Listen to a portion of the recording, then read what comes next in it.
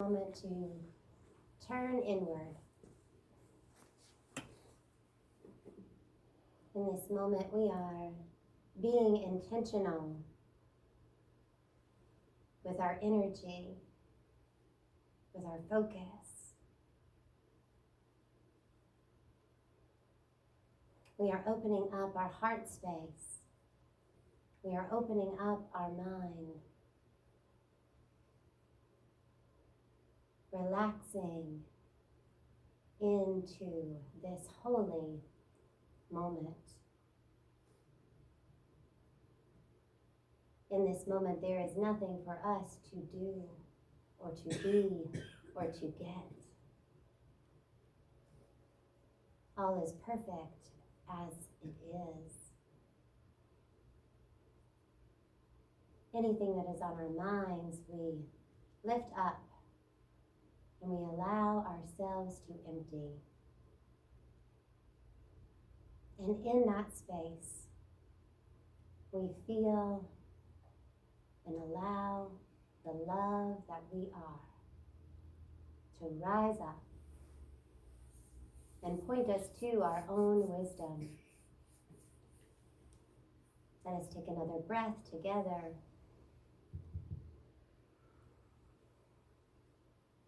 As you are ready, you can open your eyes. We have created a sacred and prayerful space that we will carry forward with us. So today, I am talking about love in action all this month. It is talking about taking these knowings, these beliefs, these concepts, and actually putting them out into action, into the world, bringing them outward. And we talk about here really, really often, and I know that I've said it a lot, that our work is to tap into the truth of who we are, to plug in, to turn inward, and then to ask, where would you have me go? What would you have me do? What would you have me say? And to whom? And then I love to tell you that that's going to work, that then you go out into the world and you do what's in front of you, and you take action. And so, that's what I'm doing right now. Let me tell you about my experiment. I was working on this talk, and I had slides, and I had all these inspirations, and I was really excited. And I was in this place where I got it, it was a little bit later than I typically work on things because I had videos to shoot. We'll tell you about it later. But so I was a little behind schedule. And so I'm working on Saturday, which I know, procrastination. It really wasn't. It was a very busy week. And so I was working on it, and I was even like on a roll. I was in a groove. And then I went and I sat down in front of my computer to put the slides together. And every single inspiration that I had, all the cool thoughts that I was really excited to share with you, just left. They just left. Yeah, I know. I know. And so I sat there and I thought, well, this is strange. Okay, and I've embraced it. I thought, this is purposeful. Something's going on here. And then I remembered that my dear, beautiful friend sent me a video that morning, and I thought, oh, I bet I'm supposed to watch that video before I make any final decisions.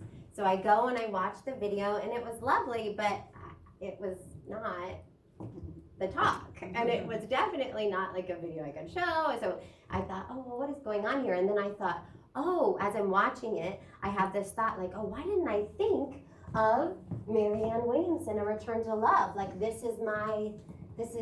I get so much from this. This has laid such a beautiful foundation for love in my life that I thought, oh, I know. I should be looking at this. I should be reading this book that I've read 700 times to prepare for tomorrow. So I started to read this book, and I thought, okay. And then I thought, oh, I like all of this, as I knew that already. And no, that's not it either. And then I thought, oh, I know. I'm supposed to show a video of Marianne Williamson. I'm supposed to show a video and just not talk tomorrow because that's why everything left my head. And so then I go and I find, Marianne Williamson's TED video, and I'm watching, and I think, and it wasn't it either. Like the inspiration, and I love, Beverly talked about this beautifully before, that she woke up from a dream. It was inspired. She had the lines of the poem, and she went over, and this is my experience every week. I tap in to love, I tap into my source, and then I say, how do I serve? And then I get these beautiful inspirations, and it all just flows like this beautiful magic, and I'm one with this divine intelligence, and I feel so great about it. And so I'm watching the Marianne Williamson video, and I'm like, that isn't happening. Like, I'm broken. Something is wrong. Like, what happened? And then, like, below that was another video called from Gabby Bernstein, and she's an amazing teacher, and she's also a student and a teacher of Course in Miracles. And I thought, oh, I've never seen Gabby's TEDx, because you know I love stuff like this.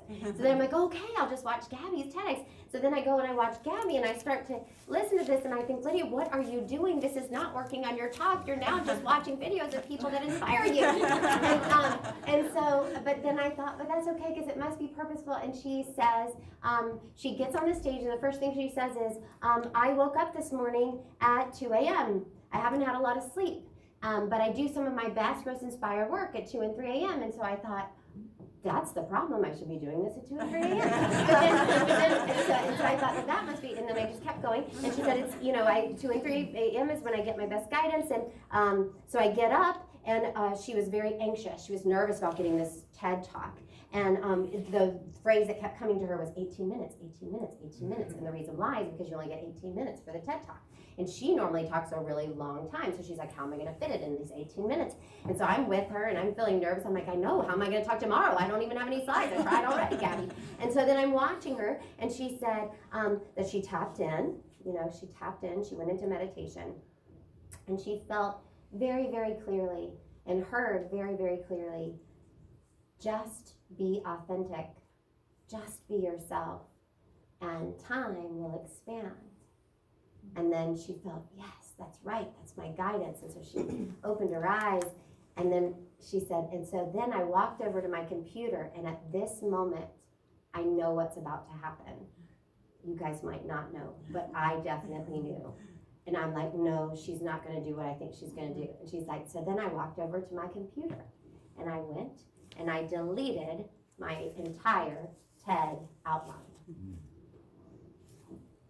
And I said, no, no, you are not telling me not to prepare. You are not telling me that I'm supposed to get up and stand up and talk and not have any preparation at all. Guess what? That's what I'm supposed to do. So here I am. I tapped into love.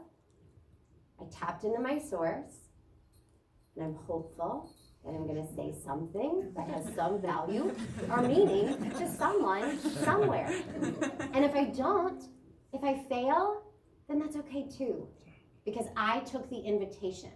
There was no way that I could get that invitation and then not do it.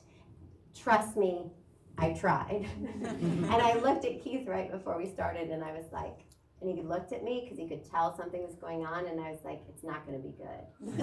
And he's like, should I go?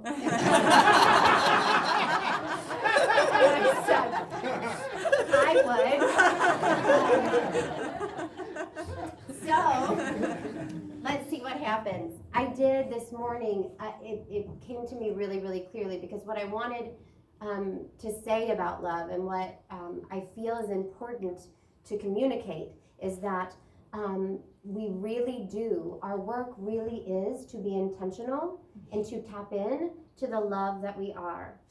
And then to go out into the world and trust that you will be guided in the way that you should go. You will know the words to say, you will know the people to talk to, you will know what comes next. And then I thought, well, what does love say and what does love do? This journey for me really started with my wanting to understand what love was. I didn't get it.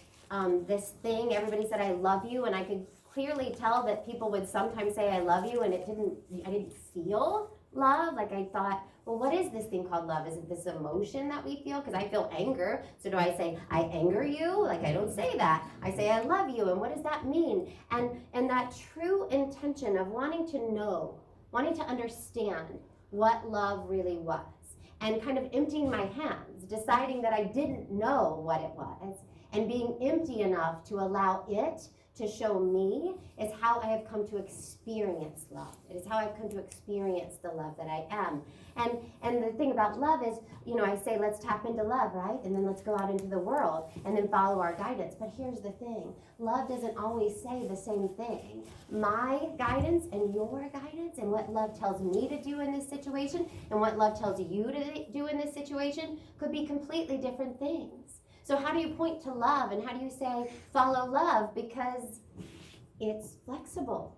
It changes depending on the dynamics and the person you're talking to and your relationship and then your relationship with the person they have a relationship with, right? There's just this whole web that goes on. And then I thought of the prayer of St. Francis, and the prayer of St. Francis was my dad's favorite prayer, and since I have met a dear friend who I really believe my dad sent to me, and that friend then gave me the prayer of St. Francis that I have now framed, and that was my guiding light, my compass. I didn't understand what love was. I wanted to know what it was, but the prayer of St. Francis, it felt real. It resonated with me. And the prayer of St. Francis is, right? You know it. Well, guess what? I adapted it. I always adapt it. But here's the thing. I know there's probably, like if lightning, if there was a storm, I wouldn't say it. But here's why I've adapted it. Because I believe that it is a beautiful compass for what love would do. Right? So I adapted it. I changed it a little bit.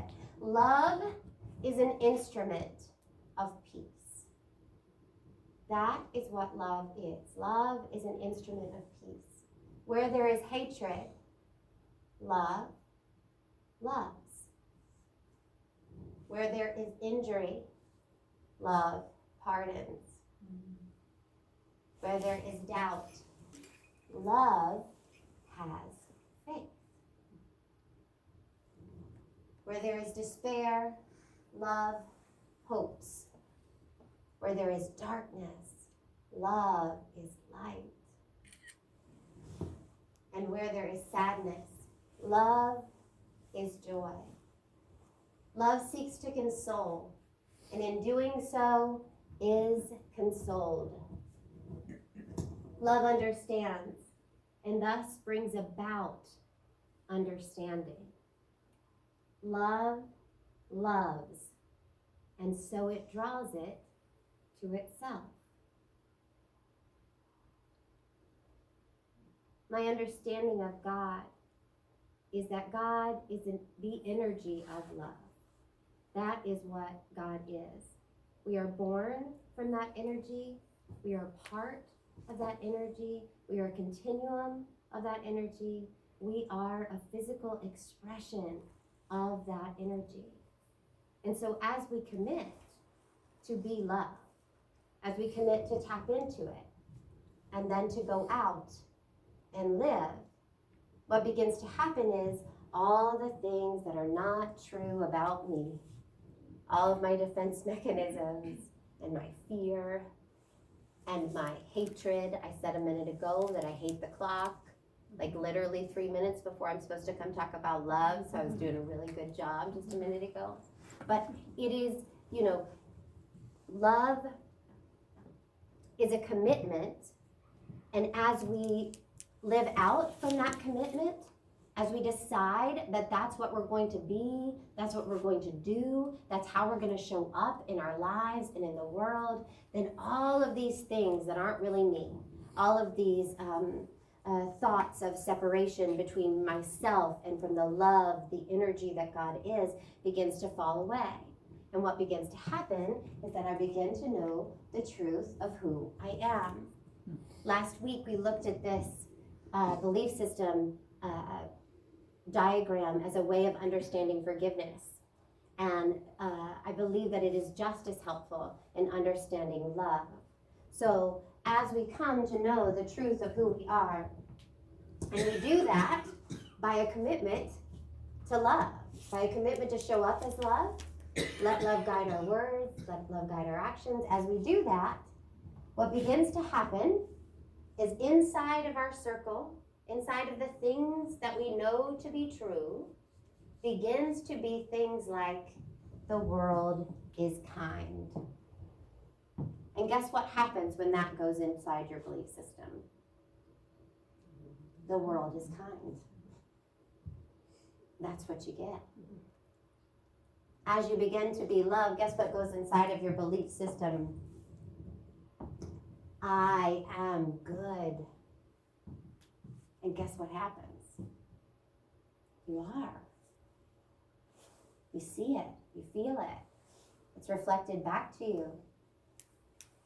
As you begin to understand through the choice and the commitment to be loved, that you are that, you don't have to try anymore. You actually don't have to think about it. When there is hatred, you just love. When someone injures you, you just pardon them. When you injure someone, you just pardon you. Through our commitment to love, what begins to happen is we make radical changes in our lives. Have you felt that? Have you seen yourself become someone else? But really not someone else, just the best version of you? It's the best feeling. And from that space, we begin to do things like, how do I take care of the world? How do I take care of my planet? How do I take care of the children? Even if before you didn't like them that much. You don't even include just your own children. You start to think all children. How do I do it for them? As from this commitment to love, all the other stuff gets fixed. All the stuff that's broken, all the stuff that's wrong with the world gets fixed because we make a commitment to love, a commitment to be that in the world, for each other, for our planet, for our neighbors, for our enemies.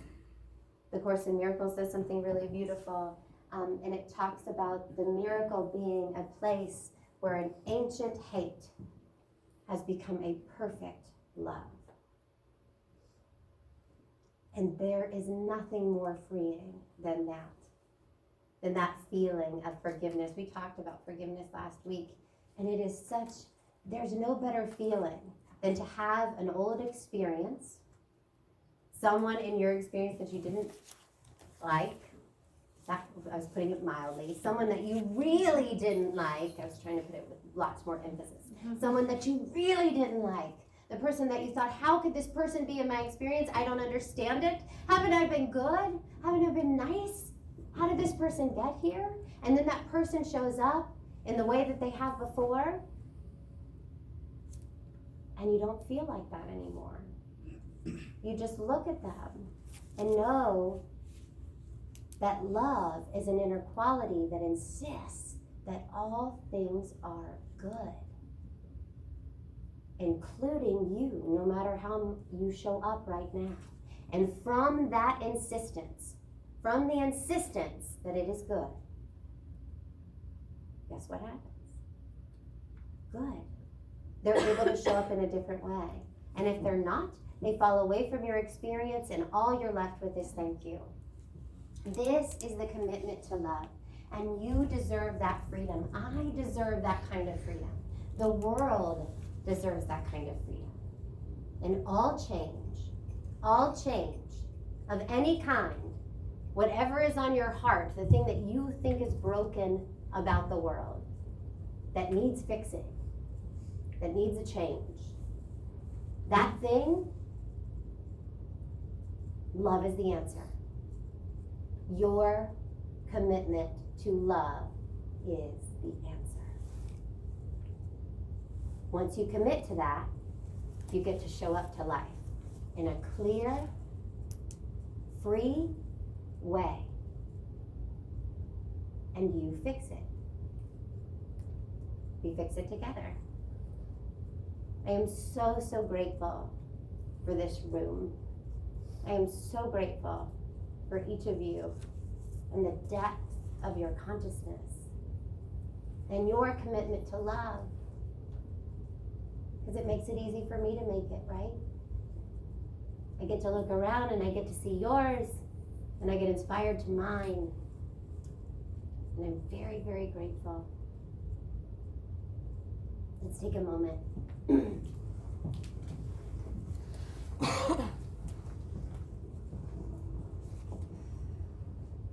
As we take a breath together, let's just relax.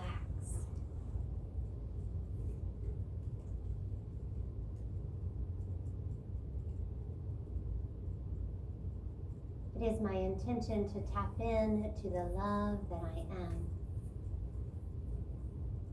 To make a choice for love.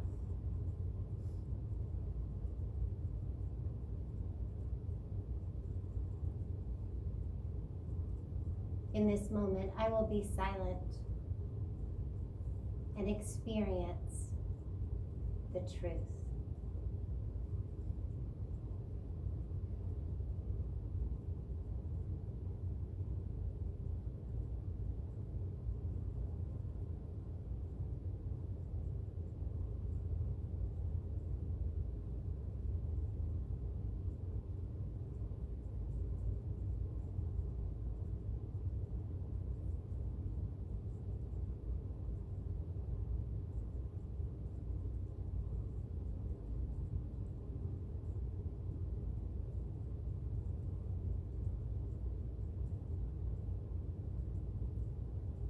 I am ever connected to the love from which I came.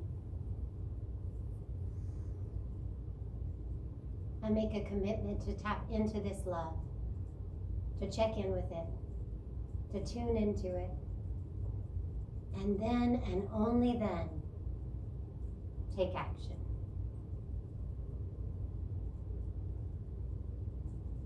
Let's take one more breath together.